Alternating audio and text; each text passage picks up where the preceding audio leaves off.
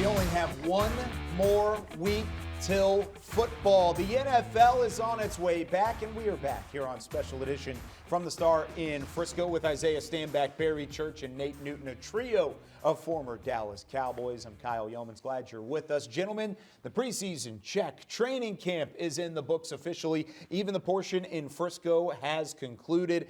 It's officially game week, prep week for this Dallas Cowboys team. Barry, I'll start with you. How have your expectations changed going into the 2024 season based off of what you've seen in the preseason and in training camp? Well, they have changed slightly, and I'm just going to go on the offensive side of the football. You know, I believe this was going to be a balanced attack going into the season, but how this running back room has shaped up, I believe that it's going to be a lot on Dak Prescott's shoulders to get the job done, which means passing it a lot more than I thought this team would be. Hopefully that could be successful.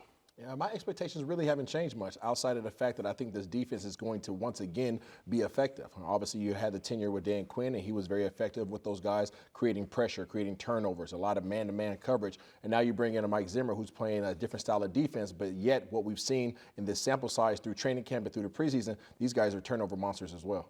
Now with the signing of Ceedee Lamb, I think my expectations are the same except for the defense. I thought the defense would be much better with Marzi maturing during training camp, but it seems like he didn't mature, so I'm a little shaky there. And we'll talk a little bit more about Mazi Smith as we go along further into the show. But let's start with the biggest news of the week. Ceedee Lamb signs his extension, 4 years, $136 million. That's $34 per year on average, the second biggest non-quarterback contract in NFL history. Isaiah, when you look at Ceedee Lamb and, of course, the holdout that happened, is there enough ramp-up time? He signed with about 12 days until the opener. Is there enough ramp-up time for him to be ready for the NFL season?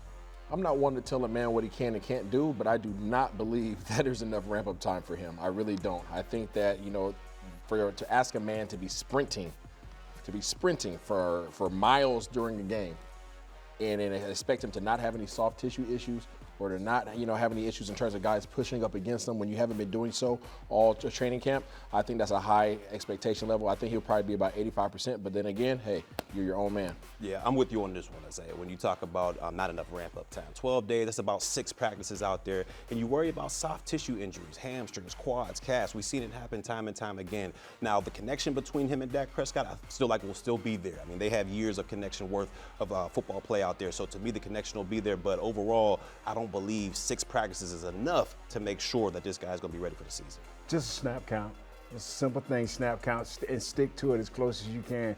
Not in practice, but in a game. You know, if you won't put him on 30 plays, leave him at that, you know, and don't panic as the game go on. If you look at Ceedee Lamb and his impact from last season, he is the number one offensive option, and he just got paid like the number one offensive option. He may be the first of a couple dominoes to fall. I think next one up would probably be Dak Prescott, if you think too. And he even talked about it a little bit earlier in the week, saying, I want Dak Prescott here. We all know how I feel about that. It's all certainly in the works for the Cowboys front office and player personnel, but at least we've got 88 back in the building. He's not the only addition to this Cowboys team that's been in a Pro Bowl before, however, because the Cowboys this week signing Dalvin Cook. Of course, Dalvin Cook hasn't had the production over the last couple of seasons like he did previously. Here's what both Ezekiel Elliott did in New England and then Dalvin Cook did with the New York Jets during the 2023 season. So lots of drop-off, I think you could say. The two combined for over 3,500 yards in the 2020 season. Not the same in 2023. Barry, when you look at Dalvin Cook, what kind of impact can he have? I just think it'll be a great depth signing. I mean, just in case anything happens to Ezekiel Elliott or Rico Dowdle, you have a horse in the stable that you can bring up. This is not the Dalvin Cook from the Minnesota Viking days. This is a Dalvin Cook that we saw last year that really wasn't able to crack the lineup or get things going in the Jets or with Baltimore. So to me, this is a guy that's going to be a depth signing. If anything does happen, you got a guy in the stable that can come in there and produce as a running back. We have pounders all over the place. We got Zeke, we got Rico Dowdle, we got Hunter Lemke. This guy has to come in the game and be a change of pace back. He's the guy that can catch the ball out of the backfield, catch the ball. We need some big runs. We need some 40-plus yard run. And, you know, we got, 3 times to bring him up? Yeah. Make sure he's fresh. Yeah, I'm not sure if he is that change of pace back, though, big dog. I mean, I know that he's a square the line of scrimmage, go downhill, fall forward. We have 2 other guys in the stable just like that, in Ezekiel Elliott and Rico Dowdle. There's no harm, no foul found in terms of bringing a veteran who is very experienced, who has been successful throughout his career, and who is physical and tough. I'm never against bringing guys like that into the locker room. Let's see what we can do. I think it's a low-risk, high-reward signing for the Cowboys. You put him on the practice squad. He's not taking up a 53-man roster. He's not doing anything specific to really hinder this football team. It's all going forward, and that's the kind of signing you want to make if you're talking about your football team. Whether he makes an impact or not on the active roster, that is yet to be seen. But we did talk about Ceedee Lamb. We know his impact will be massive, and when we come back, Nick Eatman goes one-on-one with the newest Dallas Cowboys signee, Ceedee Lamb, after his record-breaking deal. Special edition, presented by AT&T, is brought to you by your North Texas Ford dealers. Ford is the best in Texas. Reliant, official energy provider of the Dallas Cowboys. Blockchain.com. Make your crypto play today. And by AT&T, official sponsor of the Dallas Cowboys.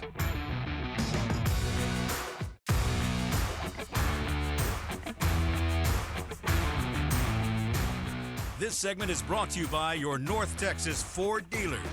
Ford is the best in Texas. Well, it took a little bit of extra time, but Ceedee Lamb is back in the building for the Dallas Cowboys, and wide receiver one is happier than ever. Of course, 4 years, $136 million, and $100 million guaranteed will do that for a person, but Nick Eatman catches up with Ceedee Lamb after he signed the second biggest wide receiver deal in NFL history.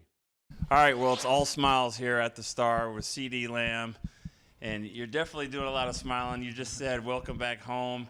How does it feel to finally get the contract out of the way, and what does it mean for you, your family, all that? Quite honestly, it's still surreal to me. A great moment. Obviously, I'm happy for myself, for my family. Appreciate the Jones family. Shout out my agent for getting this done. It was long. It was a process, but we're here now. I'm back home. Lost for words. Let's go all score right. some more touchdowns. I know that. All right, well, before we do that, and let's talk a little bit, you said the process. How tough was it to see from afar your teammates there at training camp? I know you've always been a team guy. Just how tough was it to be away from them? It wasn't pleasurable at all. I can't even count on my two hands how many times I told my agent like I'm ready to be out there. So I know he got kind of tired of hearing it. So workouts was whatever, just paying attention from afar it was bittersweet, but shout out my guys. I know they're working. I know they're prepared for this moment. And when I get back in the fold, you know what I bring to the table, and that's just to bring the camaraderie. What is the difference between being in shape, and we saw the videos, in shape, but also football shape, and how tough is that going to be for the next 10 days or so? It'll be different. Obviously with the pads on, added extra weight, 15 pounds maybe, but other than that, I feel like I prepared for everything else. Shout out Dr. Reef, by the way. Getting me ready for the resistance and all that. Pushing and shoving. It'll be different, but I'll be ready for it. And then I know this is cliche, but I have to ask, what are we buying? What's the first thing or the second thing? Is there anything big purchase on the horizon? We'll see when I buy it. All right. Will we all see it, or? We'll see when I buy it. All right. I'll show the world. All right. Sure. Sounds good. All right. That's Cowboys franchise receiver Ceedee Lamb. Those are the types of conversations you can have when you sign a deal of that magnitude. Ceedee Lamb, a welcome sight for this Cowboys wide receiver room. When we come back here on Special Edition, we're going to take a look to the defensive side. Daron Bland's injury might give an opportunity for Caleb Carson to step into a bigger role. Is he ready for the challenge when we come back? This segment was brought to you by your North Texas Ford dealers. Ford is the best in Texas.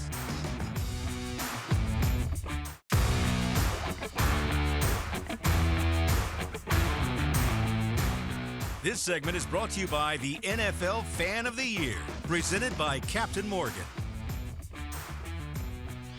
Welcome back into Special Edition from the Star in Frisco as we continue to look at this 2024 season. Barry Church, you talk about the cornerback position all the time. Oh, yeah. And the Cowboys have been very lucky at the cornerback position with guys like Trayvon Diggs and Jordan Lewis and this guy named Daron Bland. But they've been so unlucky with those three guys specifically when it comes to injuries. I mean, how big of an injury is Daron Bland out 6 to 8 weeks with a stress fracture in his foot? No, this is a devastating injury to a secondary that I thought was going to be the strength of this defense. Now, you do have, Dave coming back from ACL, and hopefully he can return to that all-pro status, but you're going to have to throw a young corner out there into the fire early in the regular season. And to me, that's going to put a lot of pressure on that defensive line, because if they're not able to get pressure on the quarterbacks, you better believe they're going to pick on that young guy in the secondary. So to me, the defensive line has got to step up, and whoever they do decide to put out there at that cornerback position, he better be ready for some passes coming his way. Yeah, we understand that this is very detrimental to this defense, but I'm going to go ahead and go to the positive side of this. The positive side is it's a bone injury and it's not a ligament, so it's going to heal relatively well. Then you have the fact that Mike Zimmer's coming in and he primarily plays a zone scheme, so you're not going to be asking more of your young rookies like Kalen Carson come out here and make these one-on-one type coverages for entire games. So I think he's still going to be able to fall into different plays like we saw throughout the preseason, where turnovers just simply just literally fell into these guys' laps. Hopefully you see more of that, but those are the positive sides of this potential situation. One thing about these guys up on Al Harris, always been great one-on-one guys. I just wonder now would they go with a little bit more zone to kind of help this guy Carson to keep people in front of him, or will they just continue to go at it? Because Al Harris think he's just found another diamond in the rough. And we'll talk about that here in a second, because he's not the only one that's excited about Kalen Carson stepping up. It's a detrimental injury, no doubt about it, and Daron Bland will be missed for those 6 to 8 weeks. But Jerry Jones talked about the rookie and what he's seen so far.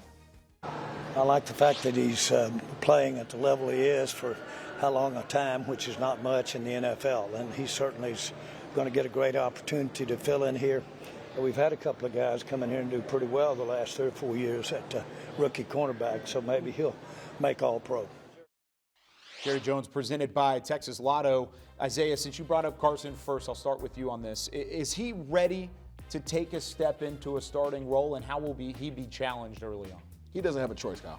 At this point in time, he doesn't have a choice. Daron Bland got thrown into the same situation when he was a draftee, and he stepped up and answered the call. The following year, he stepped up and answered the call. So I think, the Dallas Cowboys have been spoiled in that regard, that all their cornerbacks who are being coached by an amazing coach in Al Harris have been in a position to step up and make plays and be relied upon by their defense. And I think that he's in a situation now after the preseason he had a down game his first game, and he came back and had a good game and kind of eliminated that. I'm hoping that he's able to step into that role. Yeah, I'm with you on that one. And it's going to be tough to fill the shoes of Bland. You're talking about a guy with 14 interceptions his first 2 years, basically the definition of a ball-hawking corner. But like you talked about earlier, Zimmer's one of the greatest defensive minds in the National Football League. So even if they do decide to do a little bit of man, I'm sure he'll find a way to hide that corner by either leaning the safety over to him for the deep routes or having a linebacker kind of buzzing underneath to handle the shallow routes. Zimmer will take care of his young guy, especially early on in the season. What we have to do here is just hope that this kid stays out there and the rest of the secondary stays, because they're very thin. Keep your eye on the waiver wire and available guys that can be out there. And there are going to be veterans that are available. But Barry, if you're a rookie, what's the number one thing that Kalen Carson is going to be tested with right off the bat? It's going to be communication and understanding that playbook. I mean, we all understand man-to-man coverage out there. You got this guy. But when you talk about zone coverage, you got to understand where your help is. Make sure you leverage that so you understand, like, if a linebacker's coming out to you, I got to stay on that outside shoulder because I got all the help inside. If you get beat on the outside, there's no one there to help you. So you got to understand zone. You got to understand where your leverage is at and where your help is when it comes to this defense. There's a lot of pressure on the rookie to get the job done, but he's not the only one that's in a pressure cooker for the 2024 season. When we come back, who is under the most pressure? We play a game with our analysts up in studio. We'll have Dak Prescott versus Mike McCarthy when we come back. This segment was brought to you by the NFL Fan of the Year, presented by Captain Morgan.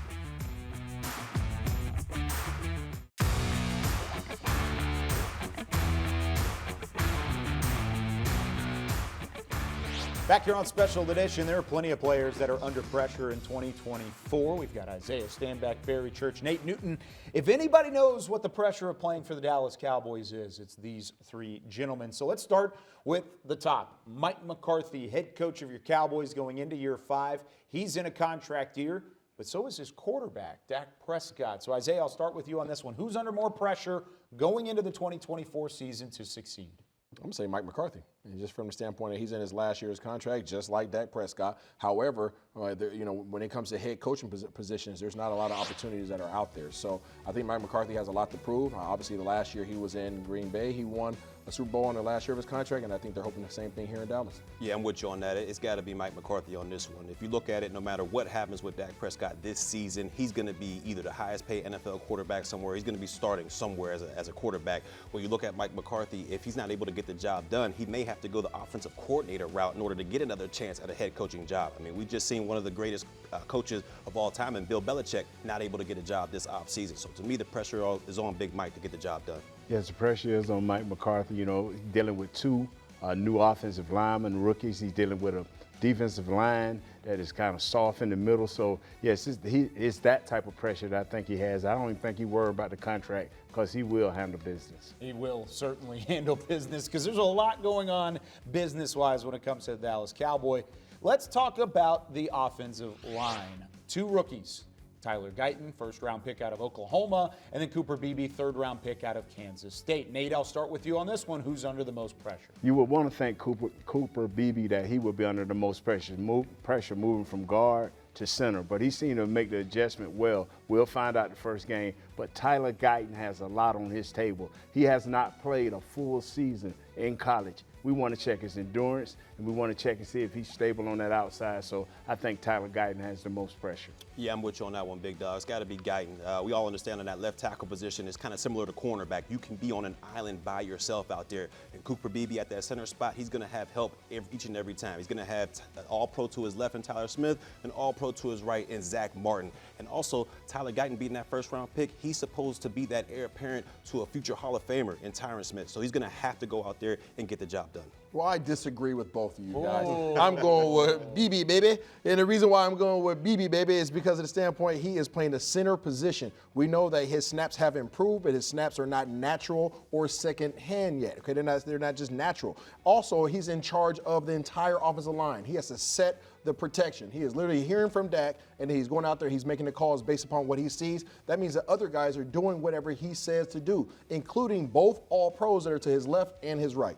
Now, switching to the defensive side of the ball, how about two guys going into year two? Barry, Mozzie Smith, first-round pick from last year, or DeMarvion Overshown coming off of his ACL injury? Oh, this one's easy, Kyle. It's got to be Mozzie Smith going into his second season. I mean, you're a first-round draft pick. Last year, it wasn't the greatest season for him. We didn't even see flashes of potential from this guy last year. Overshown coming off an injury, this will be his first opportunity to go out there, so he'll get a little bit of grace, but the pressure and the clock is ticking for Mr. Mozzie Smith. And when you talk about Mozzie Smith, when you talk about DeMarvion Overshown, both guys would be welcome sights because they didn't have a ton of contribution from the 2023 draft class as a whole. Those two guys specifically will get an opportunity, and they will get some snaps along the way. So great point by everybody. I like the disagreement over right, Isaiah. Make sure we have some debate on this show. When we come back, though, what are the keys to a successful 2024 season? It's going to be a rough start going up against Myles Garrett, the reigning Defensive Player of the Year. Closed captioning is brought to you by the Texas Lottery. Cowboys scratch tickets from the Texas Lottery are here. Play today.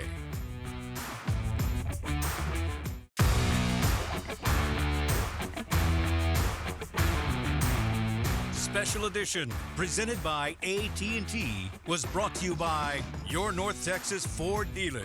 Ford is the best in Texas. Miller Lite, the only beer of the Dallas Cowboys.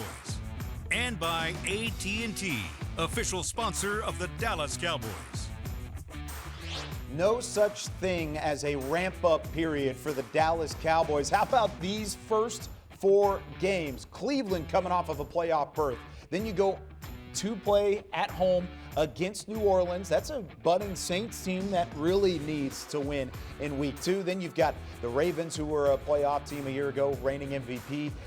Of course, Lamar Jackson at the quarterback spot, and then you have your first divisional matchup with the Giants. Barry, what are the keys to a successful start to the year? You got to figure out that run defense. 2 out of those 4 teams are physical run teams, so you got to figure out that run defense for sure. I'm going to say don't get injured. That's the number one thing. You do not have the depth to be trying to figure out exactly how you're going to get through those first 4 games. Play your ball, try to stay safe. Offensively or defensively, when you're in the red zone, handle your business. Got to handle the business. You got to do it early because, of course, they break it up in quarters of the season. Got a little extra to it now with 17 games, but you got to get off to a hot start if you hope to really make an impact. For Berry Church, Isaiah Stanback, Nate Newton, I'm Kyle Yeomans. That does it for our first regular season episode. Next week, we preview the opener September 8th for the Cleveland Browns.